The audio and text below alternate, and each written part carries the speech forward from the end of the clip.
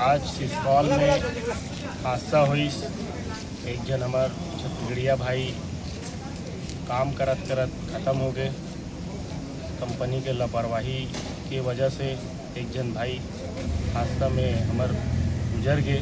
ओकर पर हम पूरा छत्तीसगढ़िया क्रांति सेना जोहार छत्तीसगढ़ पार्टी आए रहें और अभी तक 12-1 बज गए, अभी तक बैठे रहें और कंपनी में जाके बात करें तो आनाकानी जो भी करत रही से, लेकिन जैसे तैसे करके आमना सामना करवा के वो पीड़ित परिवार ला न्याय दिलवाए हन और न्याय के तौर पे पीड़ित परिवार ला 21 लाख रुपया के राशि दे के राजी हो इस कंपनी है और पेंशन के तौर पे हर महीना 15,000 ओकर परिवार ला दे के लिए राजी हो से।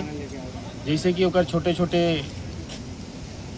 लोग लड़का है, ओकर भविष्य के लिए हर महीना 15,000 पेंशन में दे के लिए राजी हो से। बस। बोल छत्तीसगढ़ महतारी की जय। बोले छत्तीसगढ़ महतारी की जय। जोहार छत्तीसगढ़, जोहार छत्तीसगढ़।